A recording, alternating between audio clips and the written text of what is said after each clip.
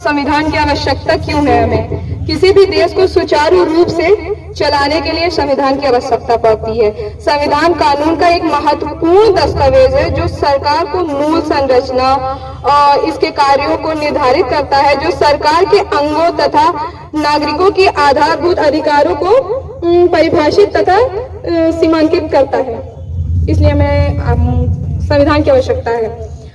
हमारा संविधान जो है नवंबर 1949 को निर्माण किया गया। इसका संविधान सभा को उपस्थित 284 सदस्यों ने इस पे हस्ताक्षर भी किए। इसी दिन नागरिकता, निर्वाचन, अंतरिम सांसद आदि इसी दिन लागू भी किए गए। संविधान पूर्ण रूप से 26 जनवरी 1950 को लागू हुआ।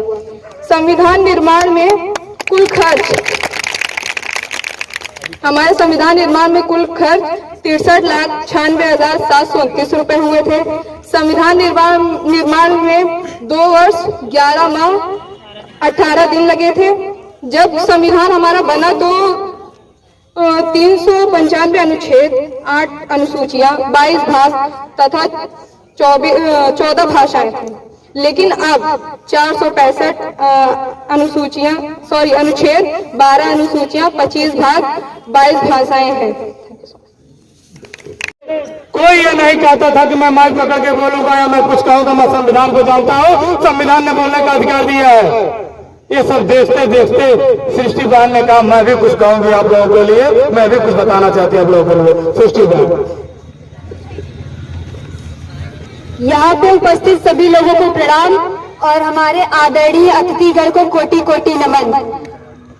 यहाँ के शिक्षकों को हमें सम्मान करना चाहिए जिन्होंने इसका आयोजन किया, भारतीय संविधान दिवस पर। हमारे लिए कितनी शर्म की बात है कि हम सब यहाँ पे जगह जगह हमें कार्यक्रम करके संविधान के बारे में बताना पड़ रहा है। ये तो हमारा अधिकार है, ये तो किसी भी कास्ट की औरतें हो, आदमियों हो, इसकी जानकारी सबको होनी चाहिए, ना कि हमें जगह जगह कार्यक्रम करके इसके बारे में बताना चाहिए। पर हमारे समाज में कुछ ऐसे लोग हैं जिनकी वजह से हमें कार्यक्रम करना पड़ता है, वो भी छिप छिपा के करना पड़ता है। अगर कहीं भी ऐसे बड़े कार्यक्रम होते हैं तो वहाँ पे कई बार दंगे फसाद भी हो जाते हैं। तो इस कार्यक्रम से कई लोगों को आपत्ति भी रहती है, लेकिन मैं आप लोगों का सम्मान करती हूँ कि आप सब यहाँ पे एकत्रित होकर संविधान दिवस मना रहे हैं।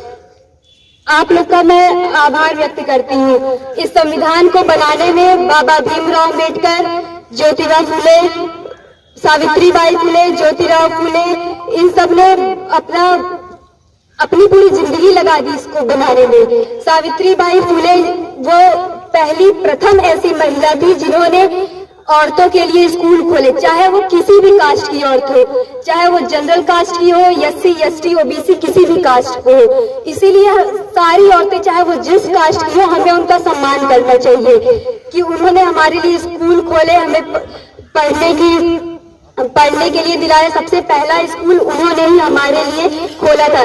जब वो स्कूल पढ़ाने लेकर जाती थी तो वो अपने झोले में एक साड़ी पहन के जाती थी, दूसरी लेके जाती थी, क्योंकि रास्ते में सब उनके ऊपर कीचड़ फेंक दिया करते थे ताकि वो स्कूल में पढ़ा न सके। ज्योतिबा फुले, उनके पति सावित्रीबाई फुले, वो सब जब स्कूल खोलने के लिए गए तो उनको कोई जमीन नहीं दे रहा था, उनके घर वाले उनको घर से निकाल दिए, समाज वाले समाज से निकाल दिए। उन्होंने अपनी पूरी जिंदगी बस हम ही लोग के लिए कार्य किए। तो हमारा सम्मान बनता है कि हम उनको हमेशा याद रखें, उनका सम्मान करें, हमेशा उनके बारे में जाने, संविधान को पढ़ें, उसकी जानकारी लें और अपने साथ साथ अपने आसपास रहते लोगों को, अपने स्कूल में पढ़ने अपने दोस्तों को इसके बारे में अवगत कराएं कि हमारा संविधान क्या है, हमारा अधिकार क्या है। जो हमें सबसे परमिशन मांगनी पड़ती है कि हमें पढ़ने दीजिए, हमें यहाँ जाने दीजिए, वहाँ जाने दीजिए, तो हमें किसी से परमिशन मांगने की जरूरत नहीं, क्योंकि वो हमारा अधिकार है। हम एक स्वतंत्र हैं, हम स्वतंत्र भारत में रहते हैं, हम स्वतंत्र हैं, इसीलिए हमें किसी से कुछ कहने की जरूरत नहीं है। धन्यवाद। बहुत बहुत धन्यवाद।